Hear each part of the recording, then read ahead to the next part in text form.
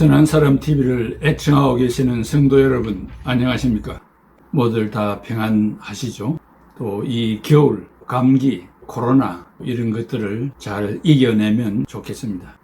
기독교의 7대 악과 7대 선, 세 번째로 분노에 대해서 wrath, indignant, 그렇게 영어 성경에 다 번역이 되어져 있습니다.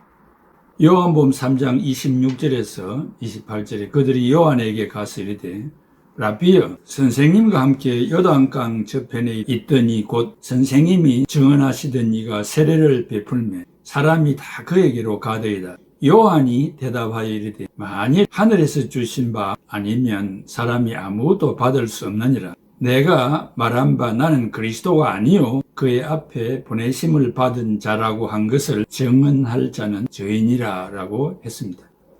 분노의 이유는 질투심입니다. 성경은 인간이 가진 질투심을 잘 이해하고 있습니다. 그것은 어쩌면 인간의 두 번째 범죄가 지난 시간에 애청한 가인의 시기 질투와 관련이 되어 있기 때문인지도 모릅니다. 고든 맥도날드는 영적인 열정을 회복하라는 그의 책에서 성도의 영적인 열정을 파괴하는 적 가운데 하나를 지적했습니다. 그는 오스카 와일드의 전기에 나온 예화 하나를 들어서 설명하고 있습니다. 악마가 리비아 사막을 지나가다가 소수의 사람들이 경건 운동을 위한 수련을 하고 있는데 악마가 한 순례자를 몹시 괴롭히고 있는 것을 목격했습니다. 다가가서 보니까 악한 사람들이 그 순례자를 시험에 빠뜨리려고 여러 가지 말로 유혹하거나 위협하고 있는 중이었습니다. 하지만 그 순례자는 아주 간단하게 당당하게 그 악한 마귀의 시험을 받고 있는 사람들의 유혹을 이겨냅니다. 그것을 본 대장 악마가 쫄개 악마 같은 사람들을 물리칩니다. 내가 무언가를 너희들에게 보여주마 하면서 그 악마가 순례자에게 다가갑니다. 그리고는 그의 귀에 이렇게 속삭여 주었습니다. 조금 전에 네 동생이 알렉산드리아 주교가 되었네 라고 했습니다. 그러자 그 순례자의 평온한 얼굴이 갑자기 일그러집니다. 자신은 이렇게 광야에서 고행을 하고 있는데 내 동생은 고행도 하지 않았는데 주교가 되었다고? 그는 곧 평안을 잃어버리고 험악한 시기 질투에 사로잡히는 내용입니다. 악마는 보고 있던 졸개 악마 같은 사람들에게 이렇게 말했습니다. 이것이 바로 내가 자네들에게 추천하고 싶은 방법이라네. 비슷한 이야기가 성경에도 나옵니다. 감히 예수님 앞에서 분노하고 있는 제자들을 목격합니다. 그들은 왜 분노했을까요? 그 분노의 동력은 무엇이었을까요? 마태복음 20장 20절에 그때 세베대의 아들의 어머니가 그의 아들들을 데리고 예수께 와서 절하며 무엇을 구하니 예수께서 이르시되 무엇을 원하느냐 이르되 나의 이 두 아들을 주의 나라에 상하는 주의 우편에 하나는 주의 좌편에 앉게 명하소서라고 간청했습니다. 마가복음 10장 41절에서 42절에 내 좌우편에 앉는 것은 내가 줄 것이 아니라 누구를 위하여 준비되었든지 그들이 얻을 것이니라. 열 제자가 듣고 야고보와 요한에 대하여 화를 내거늘이라고 말했습니다. 열 제자가 듣고 야고보와 요한에 대하여 화를 내거늘, 그것은 바로 질투 때문이었습니다. 세베대의 아들들의 어머니가 그 아들들 야고보 요한을 데리고 예수께 왔으라며 무엇을 구했습니까? 주님의 나라가 임할 때 하나는 주의 우편에 하나는 주의 좌편에 앉게 해달라는 요청이었습니다. 마태복음 20장 24절에 열 제자가 듣고 그 두 형제에 대하여 분이 여기거늘 분노했습니다. 왜 분이 여겼습니까? 다른 성경에 나타난 분노는 빌립보서에 나오는 초대교회 성도들의 신앙의 모습은 어떠했습니까? 빌립보서 3장 2절에 내가 유오디오를 권하고 순두개를 권하노니 주 안에서 같은 마음을 품으라고 했습니다. 유오디아와 순두개를 비롯한 교회의 직분자들이 하나님의 일을 한다고 하면서도 서로 질투하고 시기하고 있었던 것입니다. 교회의 관계가 깨어지고 은혜와 사랑이 아닌 분노와 적개심만 가득 차게 되었습니다. 유오디아와 순두개는 왜 그렇게 다투었을까요? 왜 분노했을까요? 빌립보 1장에서 바울은 이렇게 말합니다. 12절에서 어떤 사람은 투기와 분쟁으로 복음을 증거한다고 했습니다. 빌립보서 1장 12절에 형제들아 내가 당한 일이 도리어 복음 전파에 진전이 된 줄 너희가 알기를 원하노라. 신앙은 지식으로 판단할 수가 없습니다. 어떤 사람이 알고 있는 지식이 정당하다고 옳다고 해서 그의 신앙이 바르고 올바른 것은 아닙니다. 우린 그러한 착각을 많이 하고 있습니다. 어떤 사람의 말이 옳다고 여겨지면 그 사람의 신앙까지 옳은 것으로 판단해서 추종합니다. 아는 것과 사는 것이 다르다는 사실입니다. 즉 신행일치가 안 된다는 것입니다. 빌립보서 1장 17절에 그들은 나의 매임에 괴로움을 더하게 할 줄 생각하여 순수하지 못하게 다툼으로 그리스도를 전파하나니라. 이게 순전치 못하게 다툼으로 그리스도를 전파한다고 했습니다. 이것이 사도 바울이 빌립보 교회에 편지를 써야 했던 이유 중에 하나입니다. 바울은 복음을 전하다가 감옥에 갇혔습니다. 재판을 기다리고 있었는데 자신의 처지를 빌립보 교회에 전달했습니다. 내가 당한 일은 복음을 전하다가 당한 일이다. 감옥에 갇힌다는 것은 그렇게 좋은 일은 아니다. 그런데 오히려 복음 전파에 유익했다고 합니다. 어떤 사람은 바울을 골탕 먹이기 위해서 복음을 전한 사람들도 있었습니다. 지능적인 안티 세력들이었습니다. 감옥에 갇힌 것만도 억울한데 더 궁지에 밀어 넣으려고 복음을 전하는 자들이 있다니 한심스러운 일이었습니다. 분노와 시기의 마음으로 복음을 전한다고 하니 바울은 어떠했습니까? 전혀 상관없어 오히려 기뻐했다고 했습니다. 그 이유는 바울의 이름이 유명해지자 자기들도 높임을 받으려는 불순한 동기로 복음을 전파했고 나아가 빌립보 1장 17절에 바울을 괴롭게 하려고 다툼으로 전파하였는데 그럴 땐 야망으로 했습니다. 그 야망은 이기심, selfishness, 그것은 돈벌이를 위한 것이고 생계 유지를 위한 것이었습니다. 이것이 감옥에 있는 바울을 더 괴롭히는 행위였습니다. 바울은 그러한 거짓 동기로 복음을 전하는 자들임을 알고서도 기뻐한다고 한 것은 무슨 방도를 하든지 전파되는 것은 그리스도이니까 기뻐한다고 했습니다. 자기 자신에게 오는 괴로움은 물리치고 오직 그리스도 중심이었습니다. 빌립보 1장 18절에 그러면 무엇이냐? 그 체례로 하나 참으로 하나 무슨 방도를 하든지 전파되는 것은 그리스도니 이로써 나는 기뻐하고 또한 기뻐하리라고 했습니다. 여러분은 잘 모르는 사람들에게서 질투를 느낍니까? 아니면 잘 아는 사람들을 통해서 느끼십니까? 질투란 가까이 있는 사람들에게서 잘 아는 사람에게서 느끼는 것입니다. 나와 비교할 수 있는 거리에 있는 사람에게서 느끼는 것이 아니겠습니까? 형제가 질투의 대상이 되고 심지어 아들과 아버지, 어머니 혹은 아내의 사랑에 대해 질투를 느끼게 되고 교회의 성도들이 서로에게 질투를 느끼게 됩니다. 저는 여러분들에게 질문합니다. 가인과 아벨의 관계는 무엇이었습니까? 형제였습니다. 그렇다면 형 가인이 동생 아벨에 대해 가진 것은 형제의식이었습니까? 경쟁의식이었습니까?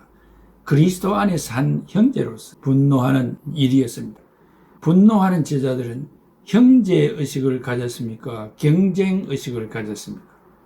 유오디아와 순두교는 서로 어떤 관계였습니까? 믿는다는 이유로 목숨을 잃을 수도 있는 핍박 가운데 함께 신앙을 고백하는 형제 자매들이었습니다. 그런데 그들은 서로 형제의식을 가지고 있었습니까? 경쟁의식을 가지고 있었습니까? 여러분, 우리는 어떠합니까? 우리 교회 성도가 서로에게 가지고 있는 것은 경쟁의식입니까? 형제의식입니까? 혹시 우리는 형제의식이 서로에 대해 결여되지는 않았습니까? 형제의식이란 무엇입니까? 형제가 참된 믿음을 가지고 있다면 행함으로 보여주어야 합니다. 막연한 말만이 아니라 더 큰 것을 보여주어야 합니다. 야고보 2장 18절 어떤 사람은 말하기를 너는 믿음이 있고 나는 행함이 있으니 행함이 없는 네 믿음을 내게 보이라. 나는 행함으로 내 믿음을 내게 보이리라고 했습니다. 신자는 인간관계 윤리를 통해서 믿음이 입증되어야 합니다. 그러면 우리는 어떤 자세로 성도들을 대해야 하겠습니까? 형제의식을 가져야 됩니다. 형제의식에 반대하는 계급의식입니다. 경쟁의식입니다. 모든 성도들을 형제로 대하는 것입니다. 높고 낮음이 없고 직분을 계급으로 생각지 않는 것입니다. 한국교회의 문제점이 바로 계급의식입니다. 야고보 사도는 야고보 2장 1절, 3장 1절에 형제들아 라고 부른 이유가 있습니다. 둘째는 사람을 외모로 취하지 말아야 됩니다. 야고보 2장 1절에 내 형제들아 영광의 주 곧 우리 주 예수 그리스도에 대한 믿음을 너희가 가졌으니 사람을 차별하여 대하지 말라고 했습니다. 차별은 많은 문제점들을 제기하고 있습니다. 이것은 외모로 취하지 말라는 편애를 말합니다. 한국어의 외모로 해석을 해도 사람은 단정히 할 필요가 있습니다. 그러나 외모가 사람의 인격을 판단하는 기준이 되어서는 안 됩니다. 야고보 2장 2절에서 4절에 만일 너희 회당에 금가락지를 끼고 아름다운 옷을 입은 사람이 들어오고 또 남루한 옷을 입은 가난한 사람이 들어올 때 너희가 아름다운 옷을 입은 자를 눈여겨보고 말하되 여기 좋은 자리에 앉으소서 하고 또 가난한 자에게 말하되 너는 거기 서 있든지 내 발등상 아래 앉으라 하면 너희끼리 차별하며 악한 생각으로 판단하는 자가 되는 것이 아니냐라고 했습니다. 그 다음에 사람들을 은혜로 대하는 것입니다. 야고보서 2장 5절에 내 사랑하는 형제들아 들을지어다. 하나님이 세상에서 가난한 자를 택하사 믿음에 부유하게 하시고 또 자기를 사랑하는 자들에게 약속하신 나를 상속으로 받게 하지 아니하셨느냐. 하나님은 가난한 자를 택하여 부자를 부끄럽게 하시고 무식한 자를 택하여 배운 자를 부끄럽게 하시고 미련한 자를 택하여 지혜로운 자를 부끄럽게 하십니다.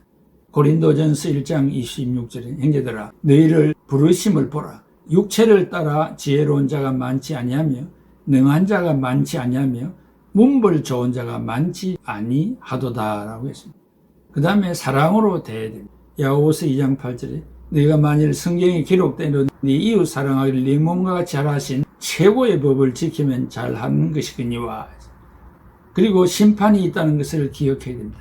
야고보서 2장 12절에서 13절에 너희는 자유의 율법대로 심판받을 자처럼 말도 하고 행하기도 하라. 긍휼을 행하지 아니하는 자에게는 긍휼 없는 심판이 있으리라. 긍휼은 심판을 이기고 자랑하나니라.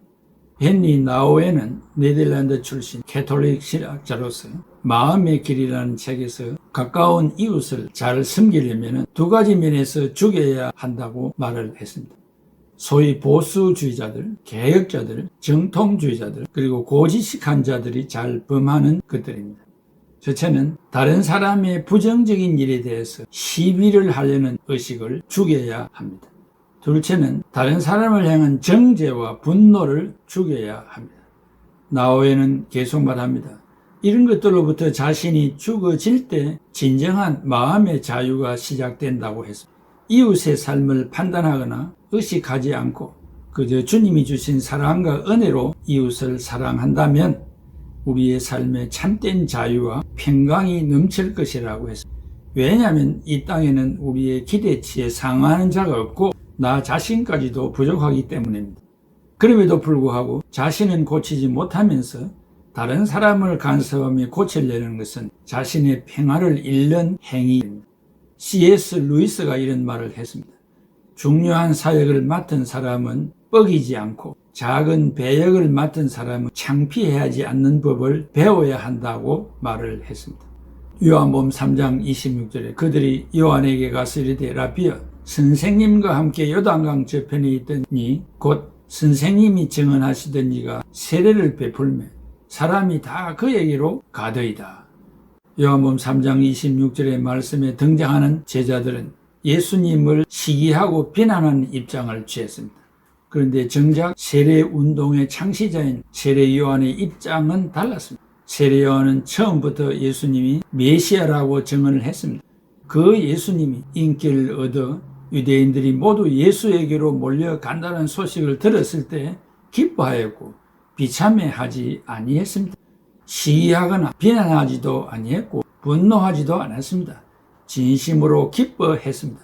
자신의 배역을 뽐내지 아니했고 또 자신의 비중이 점점 작아지는 것을 비참해하거나 창피해하지도 않았습니다. 세례 요한이 몇 차례에 걸쳐서 강조하는 것이 있습니다. 다른 사람들과 비교하지 않고 자기 지위가 다른 사람보다 높든 낮든 상관없이 그저 예수님을 잘 따르는 것이 중요하다고 했습니다. 여러분이 부탁하고 싶은 것이 있습니다. 세례 요한을 배워야 합니다. 세례 요한은 분명 좋은 가문에서 출생했습니다. 뿐만 아니라 이스라엘 사람들로부터 존경을 받았습니다. 선생님으로 높임을 받았습니다. 메시아로, 엘리야로, 선지자로 불려졌습니다. 하지만 요한은 스스로 자랑하지 않았을 뿐만 아니라 시기하거나 비난하지 않았습니다. 우리가 세례 요한과 똑같이 살 수는 없습니다. 그러나 세상을 살아가면서 남을 비난하거나 시기하지 아니할 수는 있습니다. 현실을 살아가다 보면 요한의 제자 같은 생각들이 들 때가 많습니다.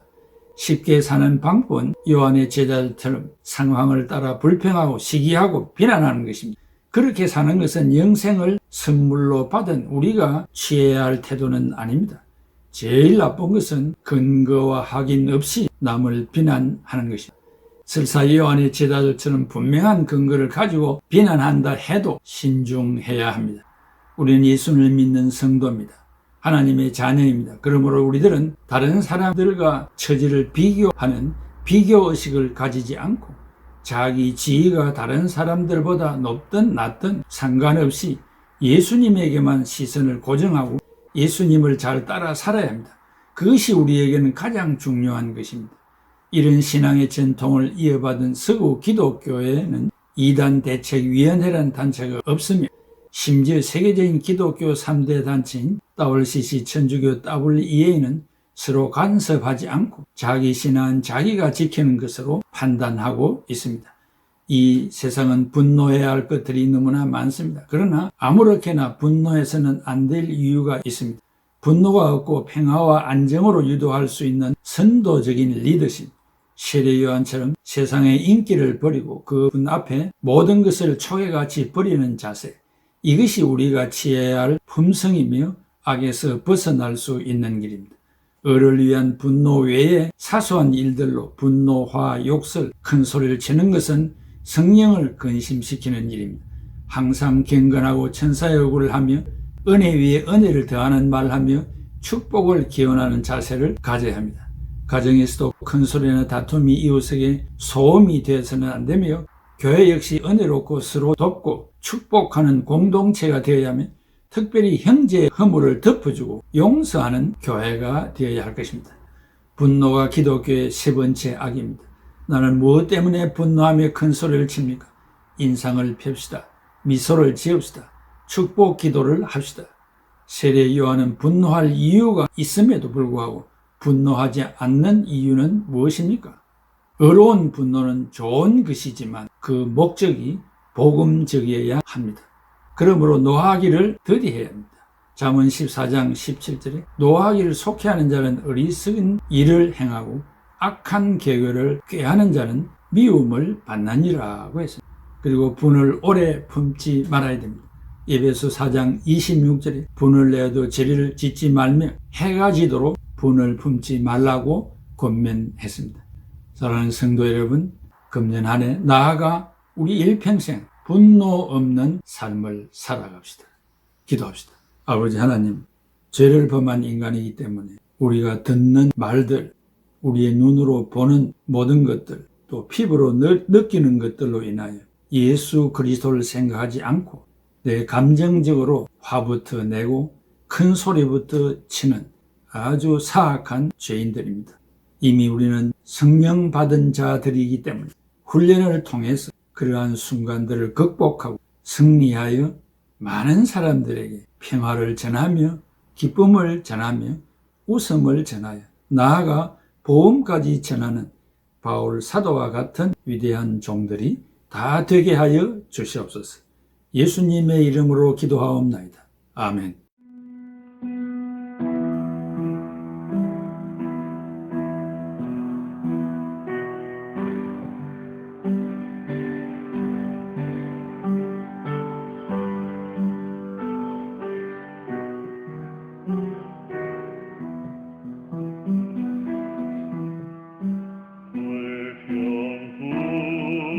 불평불만과 완멸가득 쳐